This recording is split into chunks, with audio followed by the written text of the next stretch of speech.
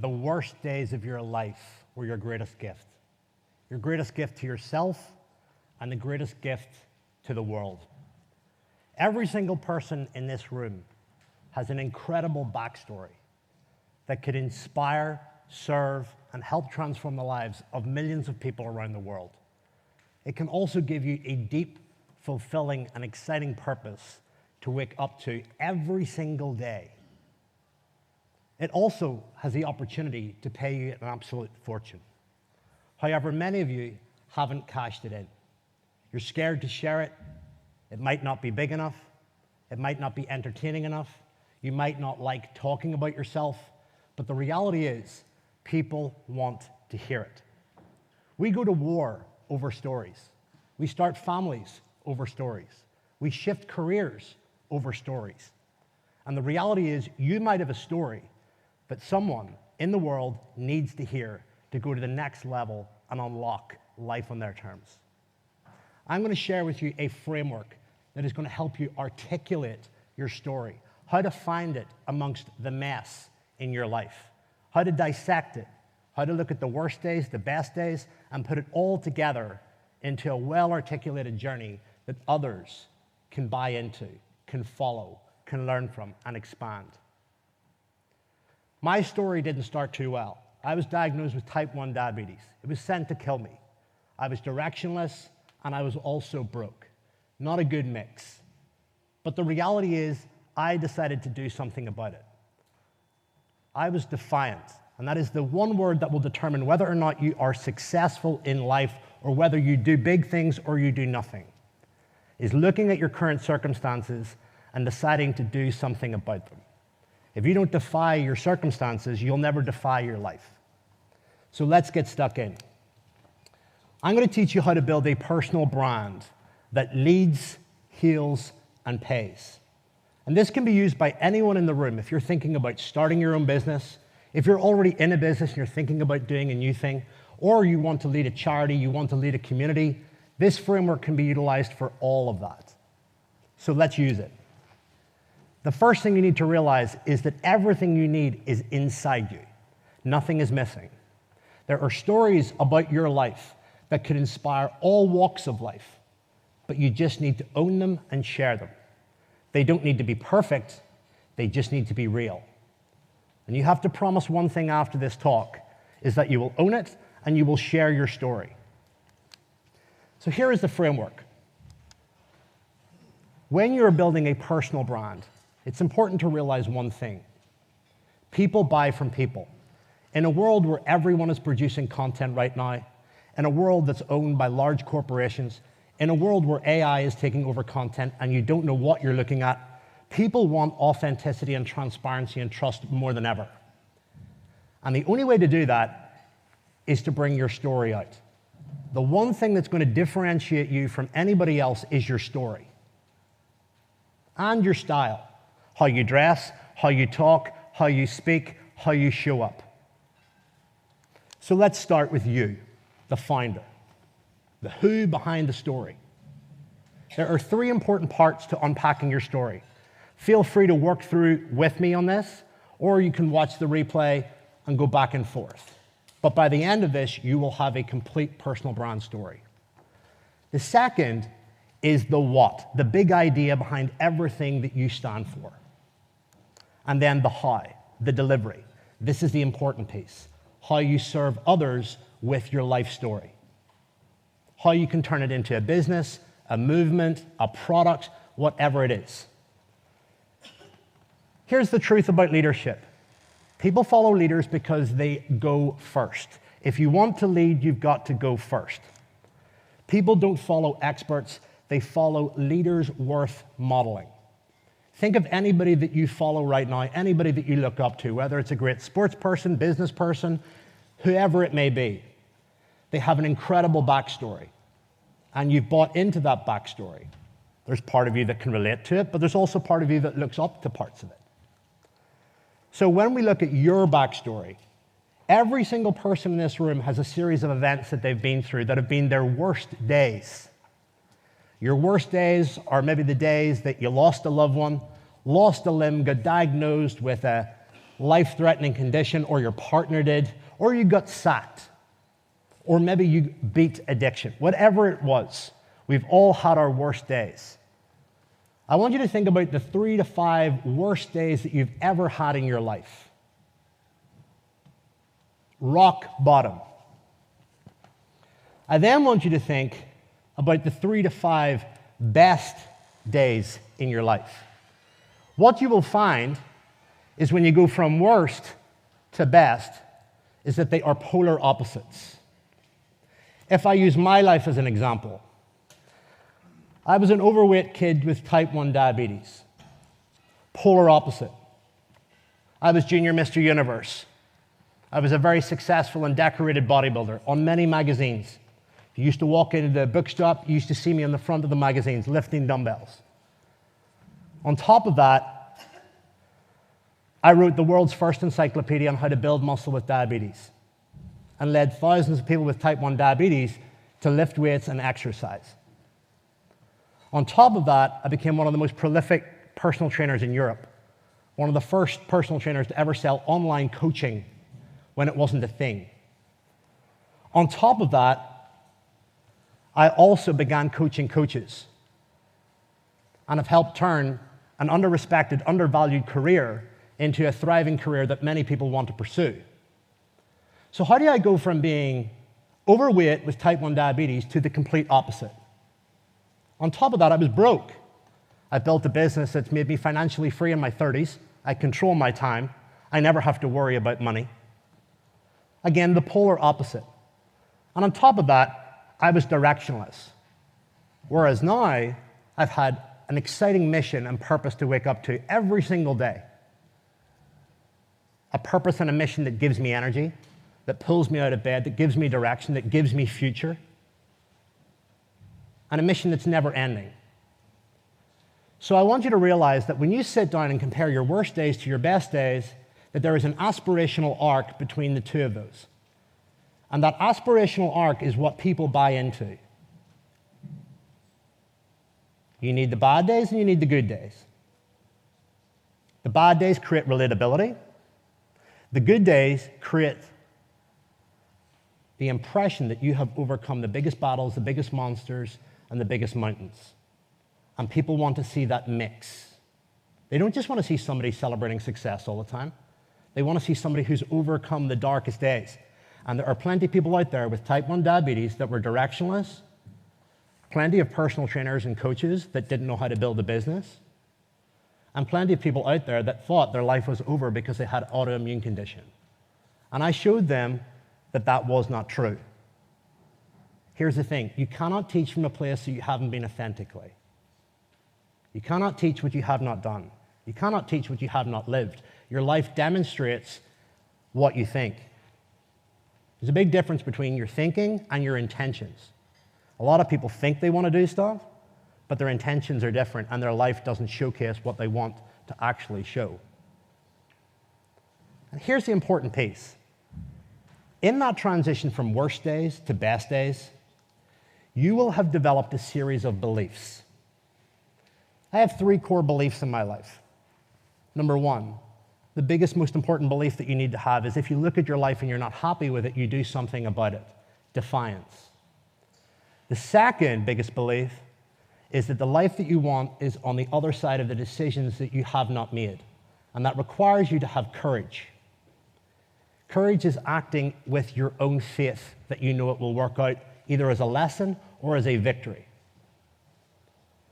And then the third is to focus on winning the next point rather than trying to win the game.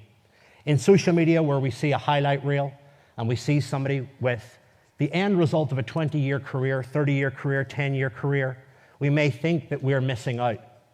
But you're not seeing everything behind the scenes. And then we get impatient, then we get overwhelmed, and we idolize somebody else without looking at what they've been through. The real secret is to get clear on the life that you want and get clear on what you need to do every single day and start focusing on winning the next day rather than trying to win your life. So shrink the vision, raise your standards, and show up early. The third is expertise. How did I go from being overweight to being one of the world's best junior bodybuilders?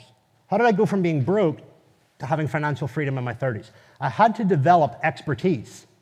I had to develop skills. I had to learn how to build a business. I had to learn how to communicate.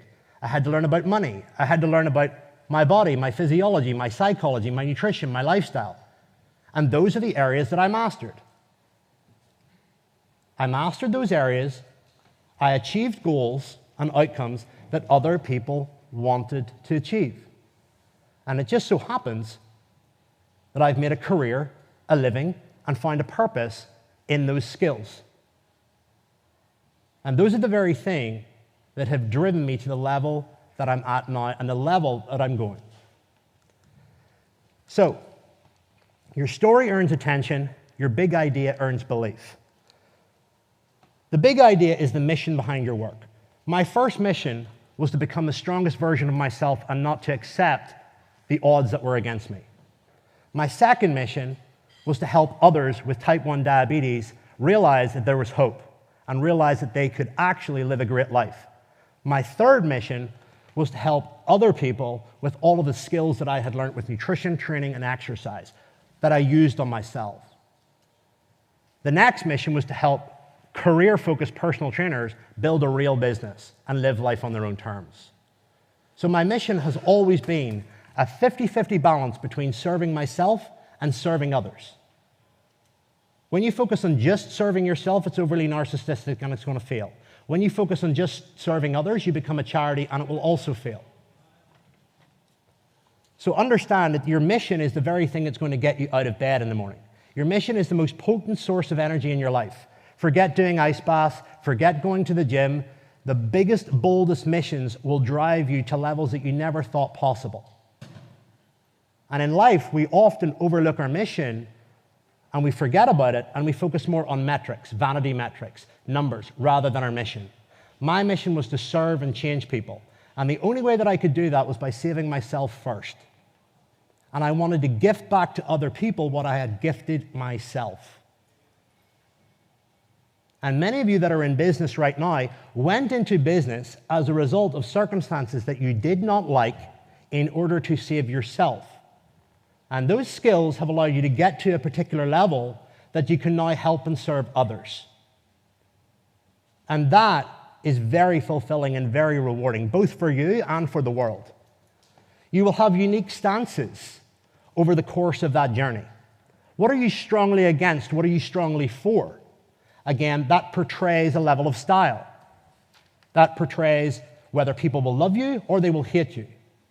Quick tip on that. No matter where you will go, there will always be an equal balance. If you were curing the biggest disease in the world, people would still hate you. Your goal isn't to be liked, your goal is to be effective in your mission. On top of that, you also need to be mindful of the consequences if people do not listen or hear what you have to share. If people don't hear my work or don't hear my story, what are they going to miss out on? You don't need to focus on everyone. The number one question you all need to decide on if you want to build a personal brand is who you want to be a hero to. And usually that hero, the first place to start is your younger self. So what are the consequences if people are not exposed to your message? The next part is interesting. Let's talk about it. Once you've earned your attention, you've got to earn the belief of people. Now you've got to earn results. We're now on to the commercial side of it. How do we turn this into a career, into a business, or into something that creates fair exchange for us and for others? This is the how, the delivery piece. How you deliver the value. Because all of those backstories inside your mind are quite hard to organize when you just think about them randomly. So you need to organize them into a series of factors that drive the delivery of the result that you can promise people. The first thing is to get clear on what is the aspirational identity that you can create for people. I'm going to use my own backstory as an example. Whenever I was a personal trainer, that was considered a dropout career. I went and studied in university. I went to study nutrition, dietetics, biochemistry, all as a result to help me understand my own condition. And I had a very clear career path at the time, but as I fell in love with weight training, I fell in love with the gym and personal training. And I always remember my mum saying to me, "What do you want to be when you grow up?" It initially started, I want to be a top dietitian, I want to work for the health service, I want to do all this revolutionary work with X, Y, and Z. And then it slowly turned into, I want to be a personal trainer. And back then, 20 years ago, when you went to the gym and you were a personal trainer, you were kind of seen as different. Whereas now, if you go to the gym, it's normal. And I didn't really like the term personal trainer. It really wasn't something that I wanted to be called. In fact, many of you in careers right now might not like your general career label. And you might classify yourself or see yourself as something else. And I saw myself as something above a personal trainer. My mom said, "What do I tell my friends that you do?" And I said, "Well, I'm a fitness entrepreneur. I love business. I love being an entrepreneur. And I was in fitness. I'm just so happen to be a fitness guy that's an entrepreneur. Call me a fitness entrepreneur." So that is one of the aspirational identities that I built a company around for an industry where everyone was undervalued, under-respected, and classified as a PT. And that lifts people. That aspirational identity summarizes that aspirational arc of worst days to best days. You then need to clarify what results you create for people. Like, what are the currencies of results? In my world, it's profit, impact, and freedom for a business owner. What are the currencies that your personal brand creates? By the way, the currencies that you have, you should be living. So you should master all of those currencies. If you don't master those currencies, then you can't lead other people to them. And last but not least, you need a system of how to organize the delivery of that information, the delivery of your skills, the delivery of your expertise. If you run a service-based business or any product-based business, it generally revolves around 5 core things. 1 is a plan so that people know how to focus, what to focus on. 2 is some form of training and education so that they can make better decisions. 3 is accountability. 4 is support.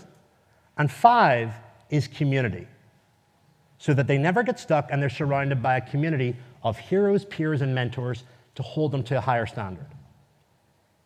If you create a system around those 5 things and inject your skills, your backstory, you've got an incredibly powerful message that you can share with the world. You don't have to share it with millions. You could change the life of 100 people. There's 100 people in this room, and it's a lot of people. Focus on the mission over the metrics.